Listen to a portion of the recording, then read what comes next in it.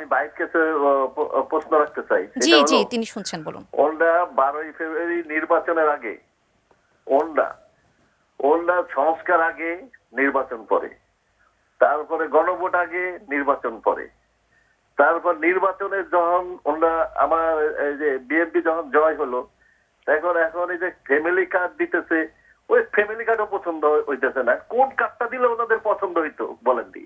একটা কার্ডের কথা আছে না, বাজারে করতেছে যে এই কার্ডটা দিলে জনগণের খুবই উপকার হইতো, সেই কার্ডটা যদি ওনারা দিতে পারে তাহলে তো আরো ভালো। আরেকজন দর্শক আছেন। আমার প্রশ্ন আল মামুন ভাইয়ের কাছে, জি। যে বর্তমান গভর্নমেন্ট, এই নতুন গভর্নমেন্ট যে সমস্যার মধ্যে আছে, বিশেষ করে জ্বালানি থেকে শুরু করে বৈশ্বিক যে সংকটের মধ্যে আছে, ঠিক এই জায়গায় যদি জামায়াত ইসলাম সরকার গঠন করে থাকতো তাহলে ওনারা কিভাবে এটা মেনটেন করতো? এক।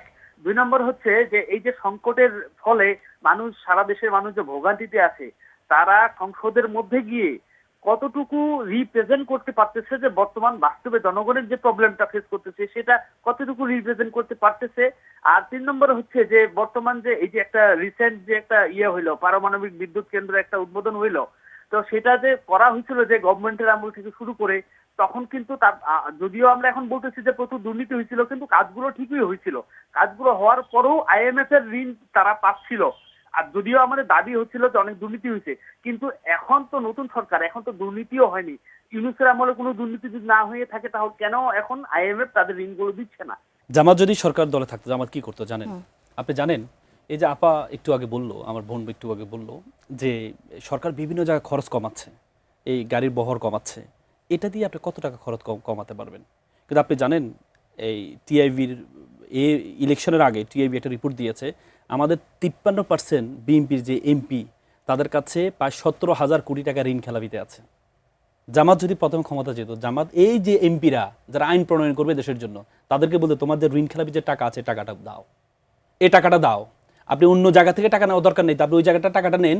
এমপিদেরকে বলেন প্রথম দিন যে এমপি তোমরা শপথ নিচ্ছ, শপথ নিয়ে প্রথম কাজ হবে এই যে ঋণ খেলাপিতে টাকাগুলো দিয়ে 17,000 কোটি টাকা, এই টাকাগুলো জনগণের টাকা, এই টাকাগুলো দিবা, যেটার কারণে আমাদের ব্যাংক দেউলিয়া হয়েছে।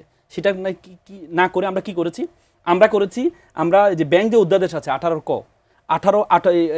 ক যুক্ত করে দিয়েছি। তার মানে যে এসালম 2.25 লক্ষ কোটি টাকা নিয়ে গিয়েছে 5টা ব্যাংক থেকে, এই আমরা পরবর্তী অন্তর্বর্তী সরকার এসে 5টা ব্যাংকে একত্রিত করে ইউনাইটেড কমার্শিয়াল ব্যাংক করেছিল। সেই এটাকে মাত্র 7% আপনি টাকা দিয়ে আপনি এই যে যারা ব্যাংক একু তাদেরকে আবার তাদের হাতে আবার ব্যাংকটা তুলে দিচ্ছেন।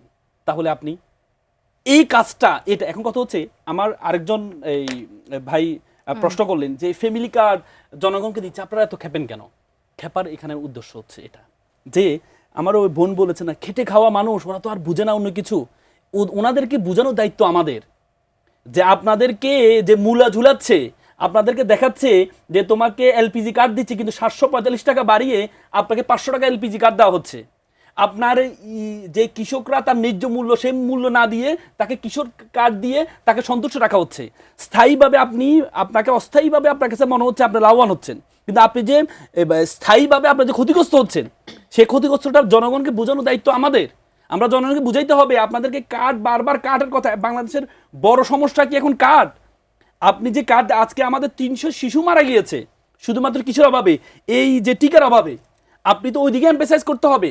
আপনি যে কার্ডটা দিলেন, যে ফ্যামিলি কার্ডটা দিলেন, ধরেন আপনি যে ফ্যামিলি কার্ডটা দিলেন, এই ফ্যামিলি কার্ডটাকে আমাদের 25-26, আমি এটাতে আসবো, 25-26 আমাদের যে বাজেট হয়েছে, সেই বাজেটের মধ্যে কি ফ্যামিলি কার্ডটা ছিল না? আপনি অন্য একটা বাজেটের থেকে নিয়ে আপনি টাকাটা দিলেন। তাহলে আপনার তো সংসদ চলমান ছিল, আপনি কি সংসদে এটা পাস করেছিলেন? এবং কি আপনি যাদেরকে ফ্যামিলি কার্ড দিয়েছেন তাদেরকে আপনি সিলেক্ট করলেন, কোন বিবেচনা সিলেক্ট করলেন? আপনি তো আবার সেই আপনার কাছের লোকদেরকে আপনি সিলেক্ট করলেন। আমি কি বলে এই করছি না, আমি ডিউ রেসপেক্ট আমার বোনের প্রতি। আমার বোনের একটা বক্তব্য ভাইরাল হয়েছিল, উনি বলেছিল যে আমাকে ভোট না দিলে তোমরা কিন্তু ফ্যামিলি কার্ড পাবা না। যদিও এটা আমি ধরি এটা মনের কথা ছিল না, বলেছে হয়তো, কিন্তু ব্যাপারটা হচ্ছে আপনি যে ফ্যামিলি কার্ডটা যাদেরকে দিচ্ছেন, আপনি যে ফ্যামিলি কার্ডটা কাদেরকে দিচ্ছেন? আপনি তো এর আগে 17-18 বছর দেখেছি শেখ হাসিনা ছিল আওয়ামী লীগের প্রধানমন্ত্রী, তাহলে এখানে প্রধানমন্ত্রী ছিল না। এখানে প্রশ্নটা কি থাকা উচিত না যে ফ্যামিলি কার্ড কাদের দেওয়া হচ্ছে নাকি ফ্যামিলি কার্ড দেওয়া উচিত না? আপনি যাদেরকে দিয়েছেন, আপনি যাদেরকে ধরেন আপনি দিয়েছেন, যাদেরকে দিয়েছে আপনি সিলেকশন করুন কিভাবে? আপনি কি অনলাইনে ছেড়েছেন যে তোমরা রেজিস্ট্রেশন করো, আমরা এই বিবেচনায় দিব? আপনি কাদেরকে দিয়েছেন? আপনি আপনার দলীয় নেতাকর্মীদেরকে বলেছেন তোমরা তালিকা দাও, কারণ আপনি তো প্রকাশ করেন এখনো পর্যন্ত কিভাবে আপনি দিয়েছেন। আমরা জনগণকে এই জন্য সচেতন করছি, জনগণ ফ্যামিলি কার্ড পেয়ে খুশি, কৃষক কার্ডকে পেয়ে খুশি, কিন্তু বড় বড় কার্ড যে আমরা অন্য জায়গায় দিচ্ছি, বিসিবিতে আপনি বড় কার্ড দিয়ে দিলেন ফ্যামিলি কার্ড, এটা সবচেয়ে বড় ফ্যামিলি কার্ড বিসিবিতে, যে আপনি স্থায়ী কমিটির সদস্য তিনজনের সন্তানকে আপনি বানাই দিলেন হচ্ছে এই বিসিবি সদস্য, এটা তো সবচেয়ে বড় ফ্যামিলি কার্ড। জনগণকে দিচ্ছেন আপনার ছোট ছোট ফ্যামিলি কার্ড 500 টাকা, 1000 টাকা, 2000 টাকা, আর বড় বড় ফ্যামিলি কার্ড তো আপনি অন্য জায়গায় নিয়ে যাচ্ছেন।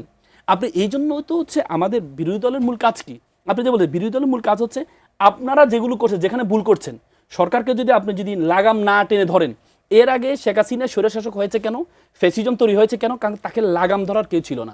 বিরোধী দল ছিল, গৃহপালিত বিরোধী দল ছিল, ইয়েস হুজুর। এখন যদি বিরোধী দলের পক্ষ থেকে এগুলোর এগেনস্টে কথা যদি না বলে, এগুলোর এগেনস্টে যদি কথা না বলে, তাহলে তো আপনি জনগণকে আবার বোকা বানিয়ে দিলেন। জনগণকে আবার আপনি 17,000 কোটি টাকা সব জায়গায় বলতে হবে, সংসদে বলতে হবে, বাইরেও বলতে হবে। এই যে আজকে আমরা ধরেন এখানে বললাম, টিভিতে বলতে হবে, সব জায়গায় বলতে হবে। এই যে জনগণকে আপনি ছোট ছোট কার্ড দিয়ে খুশি করে দিচ্ছেন, আপনি জনগণকে এই যে 17,000 কোটি টাকা আপনি এ থেকে এখনো পর্যন্ত নিতে পারলেন না এমপিদের থেকে, যারা আপনার 53% ঋণখেলাপিতে এমপি, যারা ক্ষমতায় ছিল না 17-18 বছর 53% এমপি ঋণখেলাপিতে, এরা ক্ষমতা আসলে এরা আরো তো ভয়ঙ্কর আকার ধারণ করবে। এবং কি আপনি যেখানে এসালামকে সুযোগটা দিলেন কেন, আপনি উৎসাহী করলেন কাদেরকে, আপনি উৎসাহী করলেন যারা সামনে ঋণখেলাপি করবে, তো তাদের উৎসাহিত করলেন, তোরা ব্যাংক খেয়ে ফেল, সমস্যা নেই, আমরা আবার আদেশ দিয়ে আবার আইন করে তোদেরকে আবার 7% দিয়ে তোদেরকে বৈধ করে দিব।